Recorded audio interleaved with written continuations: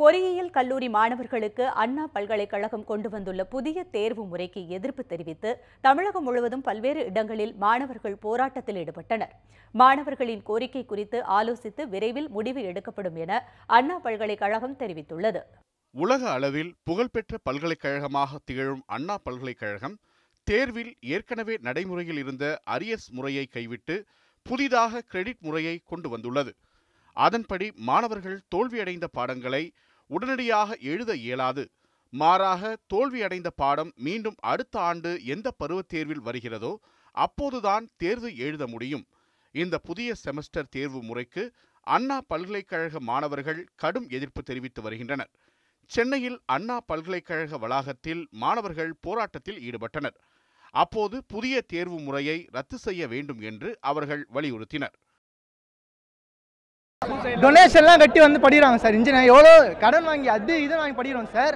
கொஞ்சம் டைம் கூட இல்லை சார் படிக்கிறதுக்கு. இப்போ நாங்கள் அடுத்த வருஷம் எழுதுறோன்னா நாங்கள் ஒரு செம்மு ஃபுல்லாக படிக்காத அரியர் என்ற பேரில் 5 நாளில் படிக்கணும் மொத்தத்தையும். எப்படி சார் முடியும்? இதே அடுத்த செம்மில் நாங்கள் ஈஸியாக கிளியர் பண்ணிட்டு போயிடுவோம் சார். இப்போ 3rd வருஷத்தில் 3ஆம் வருஷத்தில் பிளேஸ்மெண்ட் வரும் சார். பிளேஸ்மெண்ட் வரும்போது எங்களுக்கு அரியர் இருக்கக்கூடாது. ஆனால் எங்களுக்கு எழுத விட மாட்டீங்களே. சென்னை அண்ணா பல்கலைக்கழகத்தில் போராட்டத்தில் ஈடுபட்ட மாணவர்களுடன் அண்ணா பல்கலைக்கழக பதிவாளர் குமார் நேரில் பேச்சுவார்த்தை நடத்தினார். பின்னர் செய்தியாளர்களிடம் பேசிய அவர், புதிய தேர்வு முறையால் மாணவர்களுக்கு எந்த பாதிப்பும் இருக்காது என தெரிவித்தார். எனினும் மாணவர்களின் கோரிக்கை குறித்து பல்கலைக்கழக உயர்மட்ட குழு கூடி ஆலோசிக்கும் என்றும், மாணவர்களின் கோரிக்கை தொடர்பாக 10 நாளில் ஆலோசித்து முடிவு எடுக்கப்படும் என்றும் பதிவாளர் குமார் தெரிவித்தார். இந்த சிலபஸ் ஃபார்ம் பண்ணது 2 வருஷத்துக்கு முன்னாடியே எடுத்த பல்வேறு நிலையிலான முயற்சி. அதனால் மாணவர்களுடைய குறைகளை முக்கியமான அணுகுமுறையில் தான் பண்ண முடியும். அந்த அணுகுமுறை என்னென்னா, வெவ்வேறு தரப்பட்ட வல்லுநர்களை வரவழைத்து இந்த மாதிரியான பாடத்திட்டத்துக்கு இந்த மாதிரியான காரணத்துக்காக இந்த ரெகுலேஷன்ஸை உருவாக்கியிருக்கோம். இதில் எப்படி அவங்க மாற்றம் கேட்குறாங்க, அந்த மாற்றத்தை எப்படி செயல்படுத்தலாம் இல்லை யோசிக்கலாம் அப்படின்னு நாங்கள் முதல்ல அதை கலந்து ஆலோசிக்கணும். அதுக்கு ஒரு 10 நாள் டைம் கேட்டிருக்கோம். அந்த 10 நாளைக்குள்ளார அதை முயற்சி எடுத்து முடிச்சு தருவோம்.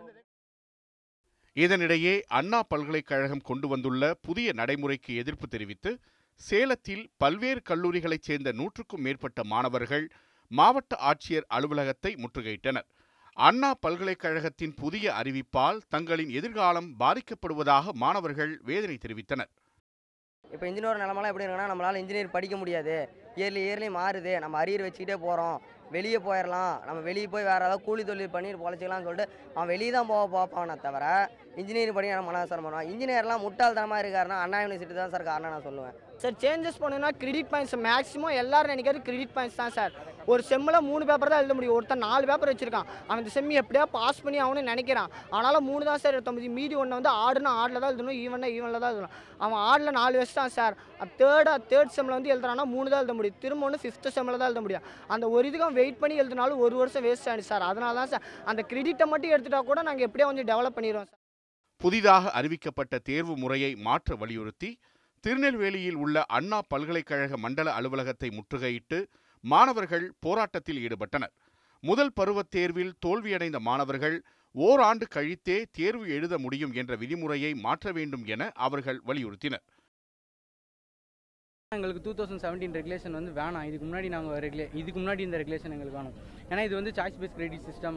அப்படிங்கும்போது ஒரு பேப்பருக்கு வந்து கிரெடிட் கொடுத்துருக்காங்க. இந்த இப்போ அரியர் வச்சோம்னா இவ்வளோ கிரெடிட் தான் எழுத முடியும்னு இருக்குது. அதுக்கு மேலே போனால் எங்களால் எழுத முடியாது. அடுத்த செமஸ்டர் ஏற்கனவே ஆட் செமஸ்டர் எழுதினா தான் ஆட் செமஸ்டர் தான் எழுத முடியும்.